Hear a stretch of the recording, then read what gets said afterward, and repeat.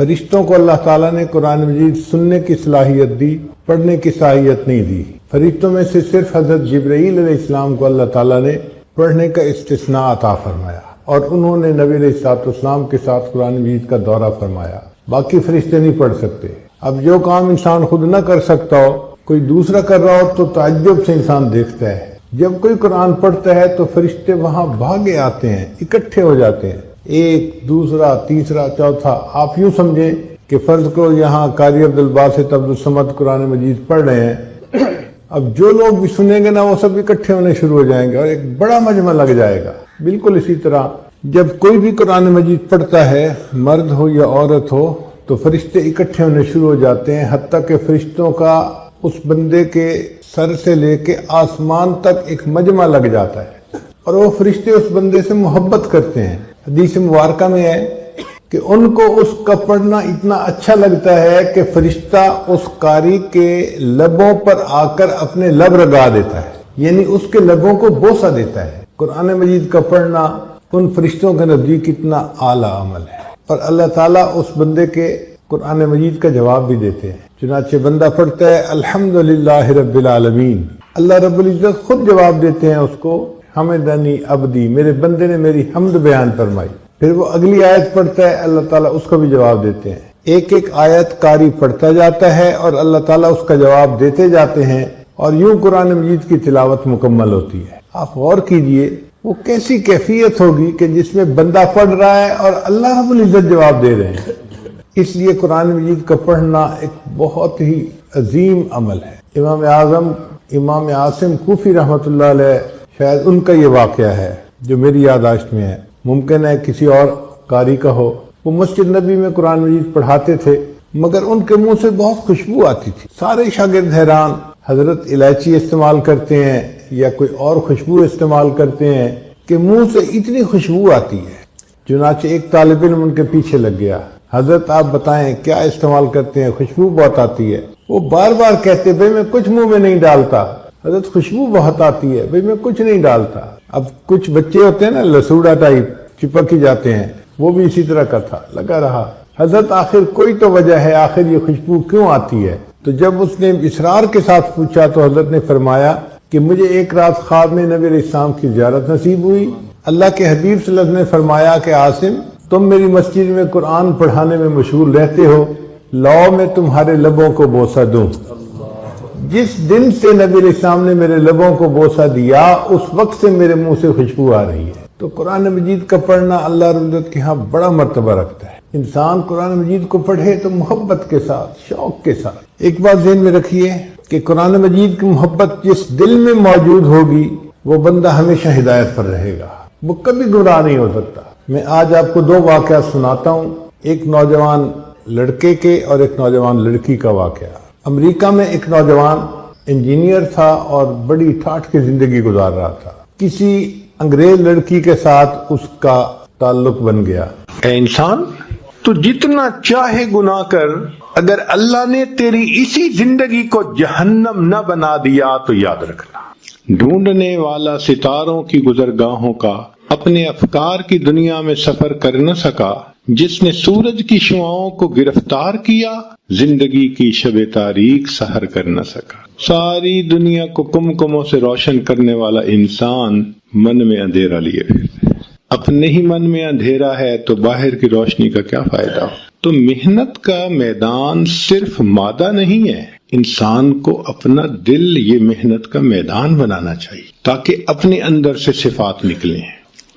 یہ جو ہمارے مشائخ دل پر محنت کرواتے ہیں، اس کا کیا مقصد ہے کہ اے انسان تیرے اندر اللہ نے خوبصورتی رکھی ہے، اس اندر کی خوبصورتی کو تو باہر نکال ذرا۔ انسان مائنز پہ محنت کرتا ہے نا تو گولڈ نکالتا ہے، کاپر نکالتا ہے، قیمتی چیزیں نکالتا ہے۔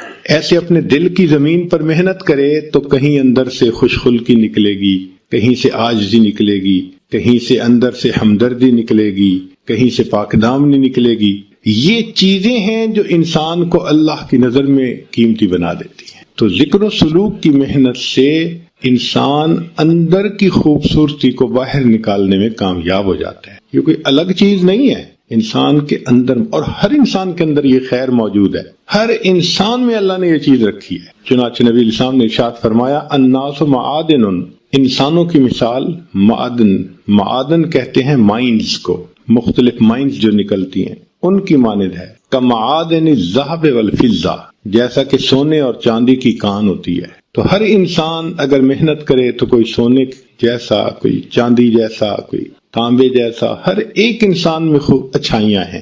ہم اپنے اوپر محنت نہیں کرتے، ہمیں فرصت نہیں ملتی، ہم اپنے باہر کی دنیا میں محنت کرنے میں اس قدر مصروف ہوتے ہیں کہ اپنے بارے میں بیٹھ کر سوچنے کی فرصت نہیں ہوتی۔ آپ بتائیں ہم دن کا کتنا حصہ بیٹھ کر یہ سوچتے ہیں کہ آگے میرا کیا بنے گا؟ ہر انسان دنیا میں پریشان ہے کہ میرے مرنے کے بعد میرے بچوں کا دنیا میں کیا بنے گا۔ ہر انسان پریشان ہے کہ میرے مرنے کے بعد میرے بچوں کا کیا بنے گا۔ کبھی یہ بھی سوچا کہ بچوں کے مرنے کے بعد بچوں کا کیا بنے گا؟ اس اینگل سے نہیں سوچتے۔ تو آخرت کے نقطہ نظر سے ہم نہیں سوچتے، فرصت نہیں ہوتی۔ تو ہمیں چاہیے کہ ہم اپنے اوپر محنت کریں۔ مشائخ نے لکھا ہے کہ اگر انسان چند چیزوں پر غور کرے تو اس میں چند چیزیں زیادہ ہو جاتی ہیں۔ مثال کے طور پر اللہ تعالیٰ کی نشانیوں پر غور کرے تو اللہ تعالیٰ کی عظمت سامنے آتی ہے، اللہ تعالیٰ کی ذات کے اوپر یقین بڑھ جاتا ہے۔ اللہ کی نشانیوں پر غور کریں۔ مثال کے طور پر اللہ رب العزت نے فرمایا کہ میں ہر مخلوق کو رزق پہنچاتا ہوں۔ اب غور کریں تو آپ ایسی ایسی مثالیں دیکھیں گے کہ یقین بڑھے گا کہ اللہ تعالیٰ ہمیں بھی رزق پہنچائیں گے۔ سری سکتی رحمۃ اللہ علیہ ایک بزرگ تھے، جوانی کی عمر میں انہوں نے محسوس کیا کہ میری یہاں پر کوئی کام کاج کرنے کی روٹین ٹھیک نہیں، میں ذرا کسی بڑے شہر جاتا ہوں، کام کروں گا، زیادہ مجھے کچھ پیسے ملیں گے تو آسانی ہو جائے گی۔ انہوں نے جانے کا ارادہ کر لیا۔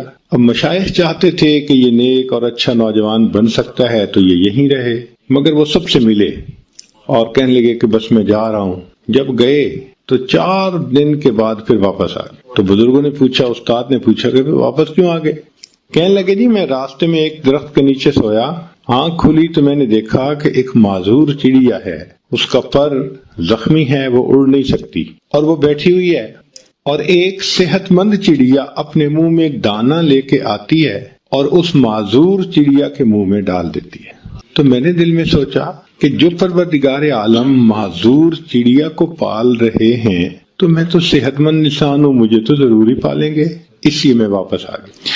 ہمارے ایک دوست میڈیکل ڈاکٹر تھے، وہ ایک مرتبہ اپنے بچوں کو لے کر پہاڑوں کی طرف گئے چھٹیاں گزارنے کے لیے۔ وہاں ان کو ایک خوبصورت پتھر نظر آیا، بالکل گول، بڑا پیارا کلر تھا اس کا۔ تو جب بچے نے دیکھا اس نے کہا موم وہ دیکھو کتنا پیارا پتھر ہے۔ اس نے کہا اچھا بیٹا یہ جو ہمارا ڈرائنگ روم ہے نا اس کلر کے ساتھ یہ میچ کر رہا ہے، تو اٹھا لو، ہم اس کو وہاں پہ نا ڈیکوریشن کے طور پہ اور میموری کے طور پہ اس کو رکھیں گے۔ وہ کہتے ہیں وہ آدھے کلو کا پتھر تھا، گول قسم کا، اٹھا لیا، ہم اپنے گھر لے کے آئے۔ 2 سال وہ پتھر ہمارے ڈرائنگ روم کے اندر پڑا رہا۔ ایک دن میری بیوی ڈرائنگ روم کی صفائی کروا رہی تھی تو اس نے سوچا کہ یہ کام کرنے والی عورت تو بہت ہی بے احتیاطی سے کام کرتی ہے، تو کہیں شیشے کی نازک چیزیں، ڈیکوریشن پیسز یہ خراب نہ کر دے، تو وہ میں خود صاف کر لیتی ہوں، باقی صفائی یہ کر دے گی۔ تو میری بیوی وہ جو ڈیکوریشن پیسز تھے ان کو اور شیشے کی چیزوں کو بڑے احتیاط سے بڑا کیئرفلی صاف کر رہی تھی۔ اس نے اس پتھر کو بھی اٹھایا کہ اس کو بھی میں صاف کر دوں۔ جیسے اس نے ہاتھ میں اٹھایا، اللہ کی شان کہ وہ پتھر سلپ ہوا اور نیچے فرش پہ گر گیا، اور جیسے ہی نیچے گرا تو اس کے 2 ٹکڑے ہوئے۔ تو میری وائف نے دیکھا کہ اندر سے وہ ہالو تھا اور اس کے اندر ایک کیڑا تھا، اس کیڑے نے فرش کے اوپر چلنا شروع کر دی۔ حیران رہ گئے کہ یا اللہ 2 سال یہ ہمارے گھر میں پتھر پڑا رہا ہے، اس کیڑے کو آپ نے بند پتھر کے اندر رزق کیسے پہنچایا ہوگا؟ تو نے پتھر میں کیڑے کو پالا، خشک مٹی سے سبزہ نکالا، یہ تیرا ہے جہاں یہ زمین آسماں اے خدایا، کس نے تیری حقیقت کو پایا۔ اللہ تعالیٰ رزق پہنچا دیتے ہیں، ہر مخلوق کو رزق پہنچ رہا ہے۔ انسان کا تو پیٹ اتنا چھوٹا 2 روٹی سے بھر جاتا ہے، ایسی بھی مخلوق ہے جو منوں کے حساب سے کھاتی ہے۔ ہاتھی شاید ایک دن میں ٹنوں کے حساب سے کھا جاتا ہوگا۔ اللہ ان کو بھی رزق دے رہے ہیں. سبحان اللہ. تو جو پروردگار سمندر کی مخلوق کو رزق دیتے ہیں، ہوا کی مخلوق کو رزق دیتے ہیں، مٹی کی مخلوق کو رزق دیتے ہیں، وہ پروردگار انسان کو بھی تو رزق عطا فرمائیں گے. پھر انسان رزق کی خاطر کیوں جھوٹ بولتا ہے، کیوں کسی کو دھوکہ دیتا ہے، کیوں کسی کے مال پہ بری نظر جماتا ہے، کیوں چوری کرتا ہے؟ جب رزق ہمیں مل کے رہے گا، اللہ نے فیصلہ کر دیا، تو ہمیں چاہیے کہ ہم امانت داری اور دیانتداری کی زندگی گزاریں. یقین نہیں ہے، دل میں یقین کی کمی ہے، تو اللہ تعالیٰ کی نشانیوں پہ غور کریں تو پھر یقین بڑھ جاتا ہے. ہم لوگ ایک مرتبہ امریکہ میں ایک ایکویریم دیکھنے کے لیے گئے، اس میں مچھلیاں ہی مچھلیاں. اللہ، وہ کوئی 5 سٹوریڈ ایکویریم تھا، اور اس کی چھت کے اوپر انہوں نے ایک جنگل بنایا ہوا تھا، یعنی مٹی ڈال کے اس میں بڑھ کے درخت، بڑے بڑے درخت لگائے ہوئے تھے 5ویں منزل پہ، اور اس میں انہوں نے ڈولفن اور ویلز اور یہ بھی رکھی ہوئی تھی. عجیب و غریب مخلوق اللہ کی. خیر، کہنے کی بات یہ ہے کہ اس میں ایک جگہ لکھا ہوا تھا کہ بلو ویل اپنی زندگی میں اتنا تیرتی ہے کہ پورا سفر اگر اس کا جمع کریں تو 10 ٹائم کروز ٹوورڈ مون اس کا بن سکتا ہے. یعنی انسان 10 مرتبہ چاند پہ جا کے واپس آئے تو جتنا سفر کرے گا، بلو ویل اپنی زندگی میں اتنا تیرتی ہے. تو اس کو پڑھ کے میں کھڑا ہو گیا اور بلو ویل کے بارے میں مزید پڑھنا شروع کر دیا. تو انہوں نے لکھا کہ اس وقت دنیا میں جتنے جاندار ہیں، بلو ویل ان میں سب سے زیادہ بڑی ہے. بہت بڑا سائز لکھا ہوا تھا. کتنا بڑا سائز ہے؟ لکھا ہوا تھا کہ 200 پاؤنڈ اس کا وزن روزانہ بڑھتا ہے. 200 پاؤنڈ تو بندے کا وزن نہیں ہوتا. اب جس مخلوق کا وزن 200 پاؤنڈ ڈیلی بڑھ رہا ہے، اس کا اپنا وزن کتنا ہوگا؟ اتنے میں وہاں کام کرنے والا جو سٹاف تھا، ایک آفیسر آ گئے. تو میں نے ان کو روک کے پوچھا، میں نے کہا جی یہ ٹھیک لکھا ہوا ہے؟ بھئی ممکن ہے 20 پاؤنڈ بڑھتا ہو اور اشاریہ لگانے میں غلطی ہو گئی ہو. اس نے پڑھا تو مسکرایا. مجھے کہنے لگا، سر ہم نے بہت محتاط فگر لکھی ہے 200، ادروائز میری اسٹڈی کے مطابق اس کا وزن 200 پاؤنڈ سے بھی زیادہ روزانہ بڑھتا ہے. اللہ اس کو بھی تو رزق دیتے ہیں. اور پتہ ہے اس کا رزق کیا ہے جو آنکھوں سے نظر نہیں آتا؟ آپ آنکھ سے نہیں دیکھ سکتے. سمندر کے پانی کے اندر مائکرو آرگنیزم ہوتا ہے، بہت چھوٹے چھوٹے جاندار بیکٹیریا ٹائپ، جن کو آپ مائکروسکوپ سے تو دیکھ سکتے ہیں، کھلی آنکھ سے نہیں دیکھ سکتے. اب اگر وہ زیادہ بڑھ جائیں تو سمندر کا پانی جو ہے وہ زیادہ بدبودار اور گندا ہو جائے. اللہ نے اس کی کلیننگ کے لیے بلو ویل کو بنا دیا. بلو ویل کیا کرتی ہے کہ پانی اپنے اندر کھینچتی ہے، اور اس کے اندر ایک جیسے سیمی پرمیبل سکرین ہوتی ہے، اس طرح کی جھلی بنی ہوتی ہے، اس سے پانی گزارتی ہے. تو جو بیکٹیریا ہے وہ اس جھلی کے اوپر رہ جاتا ہے، پانی صاف نکل جاتا ہے، جیسے آپ چائے کو چھلنی میں سے نکالتے. وہ بیکٹیریا جو اتنا چھوٹا ہے، بلو ویل اس کو کھاتی ہے. اللہ اکبر کبیرہ. وہ پروردگار جو دنیا کی سب سے بڑی مخلوق کو ایسے رزق سے پالتے ہیں جو آنکھوں سے نظر نہیں آتا. اے انسان، تجھے اپنے رزق کے بارے میں کیا پریشانی لگی ہوئی؟ اللہ تعالی ہمیں بھی رزق پہنچائیں گے. ہمارا کام ہے نیکی کے ساتھ محنت کرنا، رزق اللہ پہنچا دیتے ہیں. آپ ذرا غور کیجئے، نبی علیہ الصلوۃ والسلام نے اپنے جوانی کے عمر میں تجارت کا سفر فرمایا. خدیجہ الکبریٰ رضی اللہ تعالی عنہا کا تجارتی مال تھا اور قافلہ تھا، وہ لے کر گئے، مال بیچا اور دگنے تگنے پروفٹ پہ وہ بکا. تو خدیجہ الکبریٰ رضی اللہ تعالی عنہا نے اپنے ایک غلام کو بھی ساتھ کر دیا تھا کہ یہ واپس آ کر مجھے ذرا صحیح حالات سنائے گا. اب پروفٹ کو دیکھ کے اس کو یقین نہ ہوا، اتنا پروفٹ پہلے تو کبھی بھی نہیں ہوا. کیا وجہ بنی تھی کہ نبی علیہ الصلوۃ والسلام کے پاس مال تھا مگر پرایا تھا، مال تھا مگر پرایا تھا. مگر نبی علیہ السلام کے پاس صداقت اپنی تھی، دیانت اپنی تھی، عدالت اپنی تھی.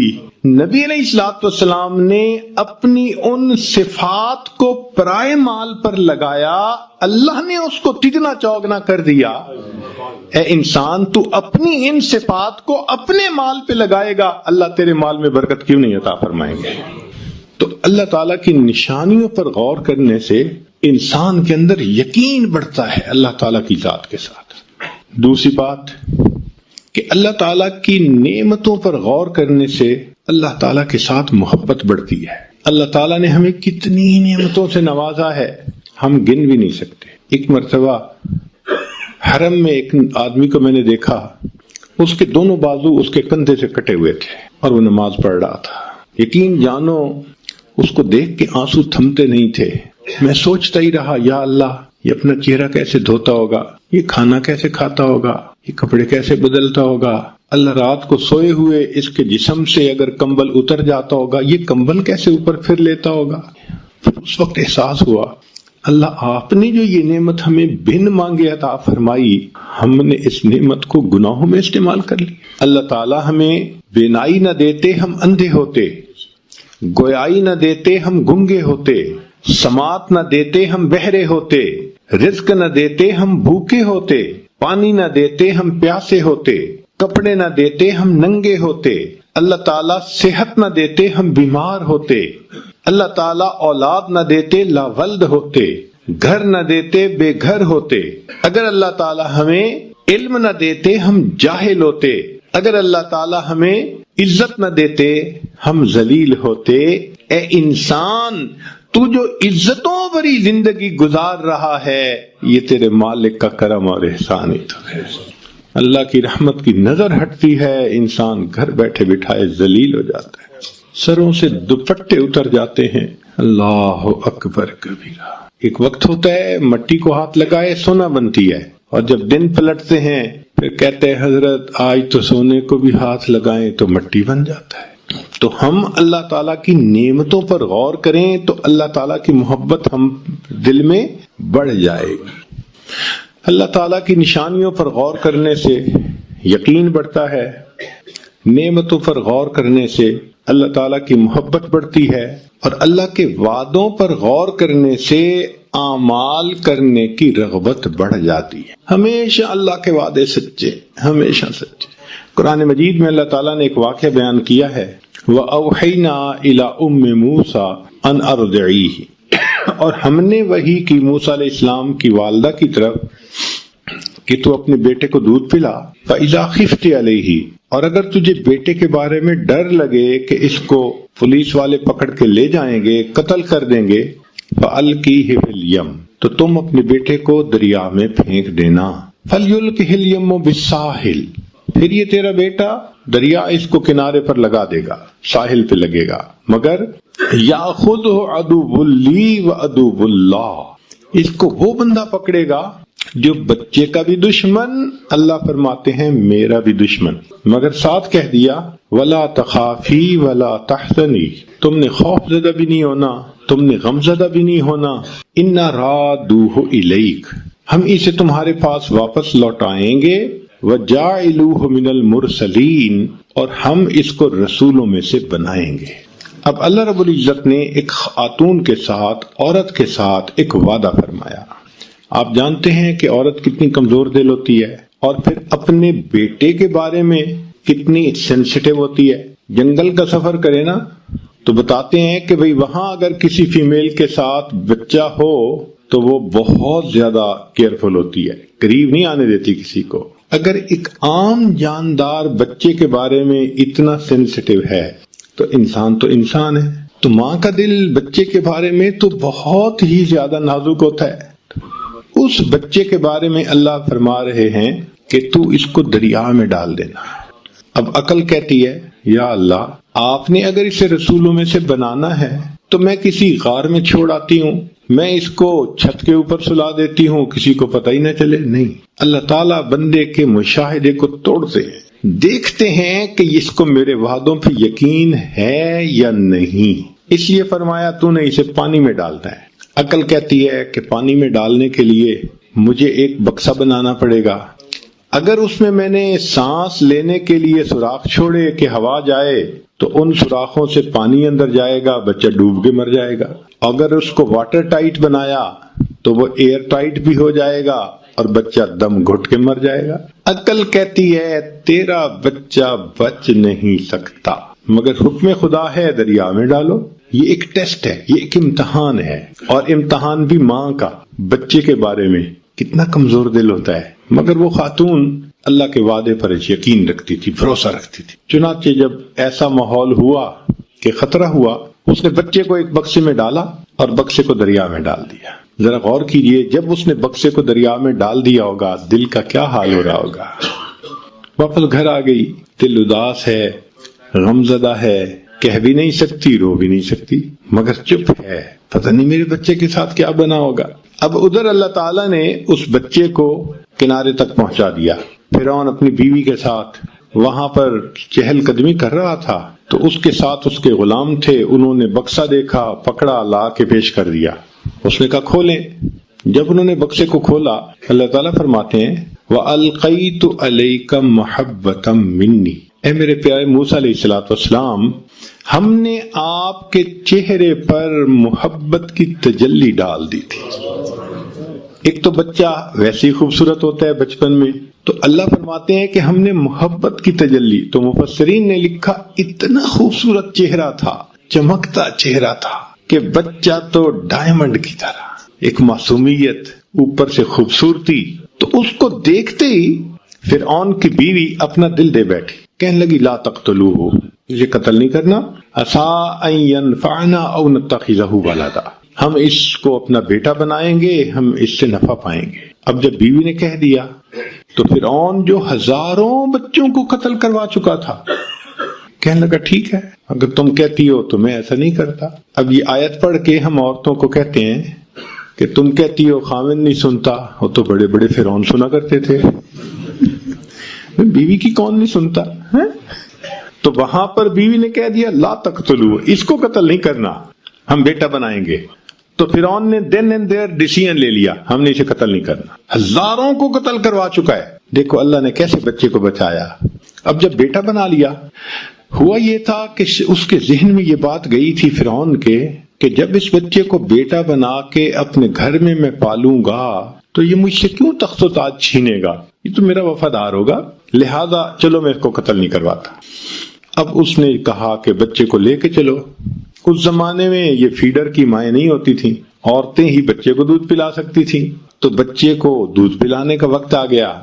ایک عورت دودھ پلاتی ہے، بچہ نہیں پیتا، اللہ تعالیٰ فرماتے ہیں وَحَرَّمْنَا عَلَيْهِ الْمَرَاضِعَ مِنْ قَبْلِ، ہے میرے پیارے موسیٰ علیہ السلام، ہم نے ان کے اوپر عورتوں کے دودھ کو پہلے ہی حرام کر دیا تھا، یعنی وہ سوٹ نہیں کرتا تھا اس بیبی کو، لہذا جو عورت آتی دودھ فیڈ کرتی وہ نہیں پیتا، دودھ فیڈ کرنے لگتی وہ بچہ نہیں لیتا۔ تو فرعون نے کہا کہ بھائی ذرا اعلان کرو کہ جتنی بھی عورتیں دودھ پلانے والی ہیں وہ آئیں اور ذرا آ کے دیکھیں۔ رات گزر گئی، بچے نے کسی کا دودھ ایکسپٹ نہیں کیا۔ فرعون کو نیند بھی آ رہی ہے، تھکا ہوا بھی ہے، اب وہ وش کرتا ہے کہ کسی عورت کا دودھ یہ ایکسپٹ کرے تو ہمارا مسئلہ حل ہو، مگر بچہ رو رہا ہے، بیوی سے رونا نہیں دیکھا جاتا، اور اس سے بیوی کی پریشانی نہیں دیکھی جاتی، اور عورتیں آ رہی ہیں مگر ان کا دودھ بچہ قبول نہیں کرتا۔ ساری رات گزر گئی۔ اللہ تعالیٰ فرماتے ہیں وَأَصْبَحَ فُؤَادُ أُمِّ مُوسَىٰ فَارِغًا، اور موسیٰ علیہ السلام کی والدہ نے جو وہ رات گزاری بڑے بےتابی میں، اور اس نے غم زدہ دل کے ساتھ صبح کی، ان قادت لتبدی بھی لولا الربتنا علی قلبہا، اگر ہم اس کے دل کو گرا نہ دیتے تو وہ تو اپنا راز کھول بیٹھتی۔ کیا مطلب؟ رو لیتی، لوگوں کو پتہ چل جاتا کہ وہ گمشدہ بچہ اسی کا ہے۔ اللہ فرماتے ہیں ہم نے دل کو گرا دے دی، تسلی دے دی، وہ روئی نہیں مگر غمزدہ تو تھی۔ صبح اٹھ کے بیٹی سے کہنے لگی، موسیٰ علیہ السلام کی جو بہن تھی، لڑکپن میں تھی وہ بھی، بیٹی جاؤ ذرا دیکھو بھائی کس حال میں ہے۔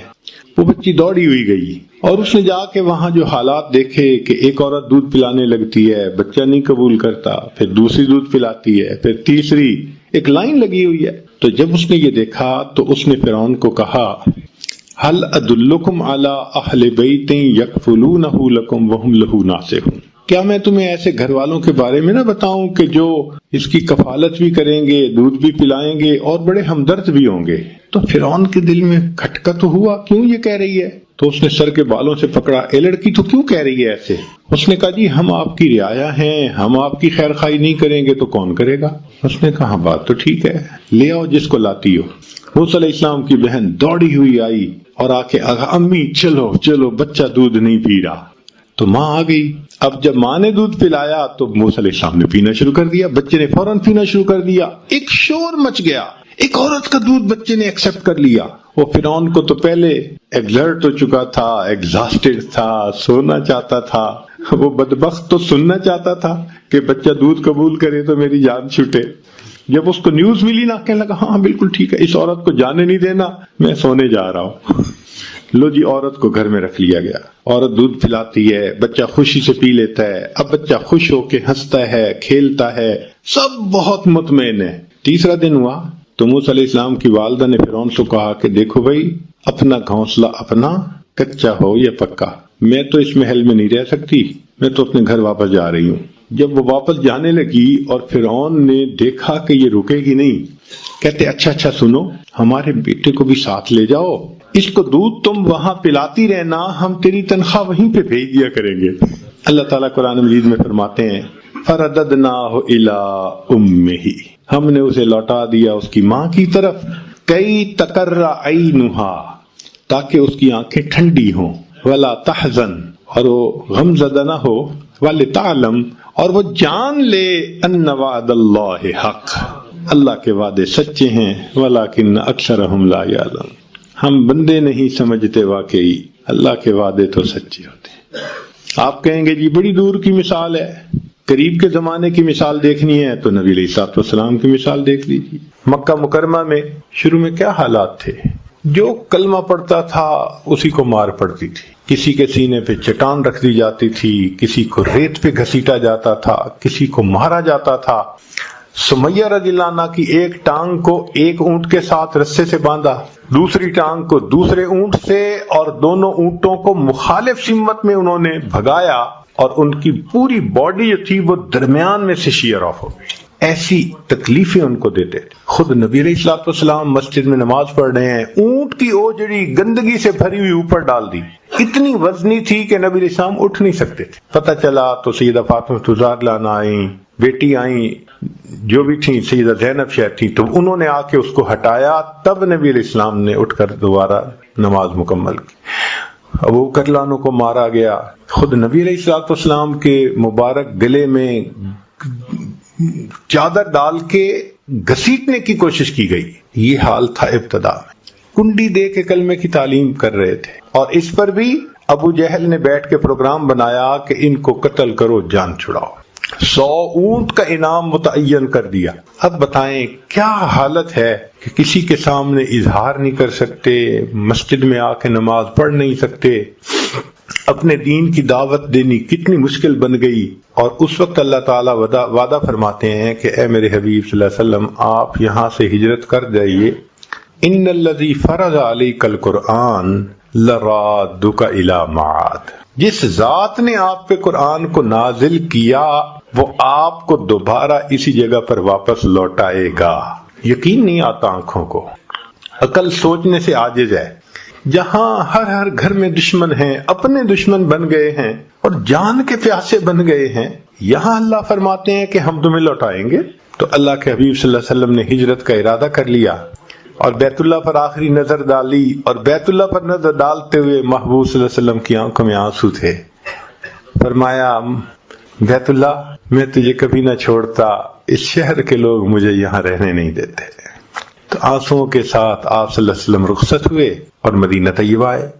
اب کافروں کو اپنی طاقت پہ اتنا ناز تھا کہ وہ چپ کر کے بیٹھ جاتے، بھئی چلو یہ مخالف تھے چلے گئے، مکہ خالی ہو گیا۔ نہیں، وہ 400 کلومیٹر دور پھر لڑنے کے لیے آ گئے، اتنا ان کو طاقت میں ناز تھا۔ پھر اللہ تعالیٰ کی شان دیکھیں، چند سال گزرے کہ بالآخر ہجرت کے 10 سال کیا ہوا، نبی علیہ الصلوۃ والسلام فاتح مکہ بن کر مکہ مکرمہ میں داخل ہو رہے ہیں اور فرماتے ہیں الحمدللہ وحدہ، سب تعریفیں اللہ کے لیے ہیں، نصر عبدہ، اس نے اپنے بندے کی مدد کی، وحزم الاحزاب وحدہ، اور اس ایک اللہ نے سب کو شکست عطا فرمائی، اللہ نے فاتح بنا کر واپس لوٹا دیا۔ اللہ کے وعدے سچے.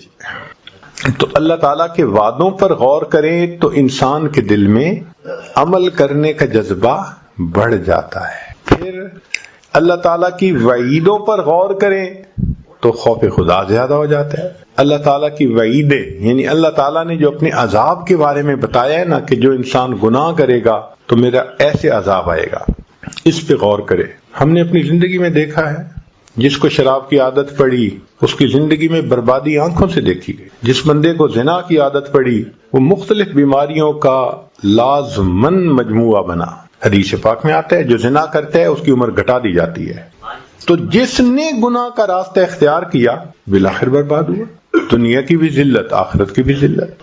تو اللہ تعالیٰ کی وعیدوں پر غور کریں. اللہ اکبر کبیرہ. ایک واقعہ میں آپ کو سناتا ہوں، بات مکمل کرتا ہوں.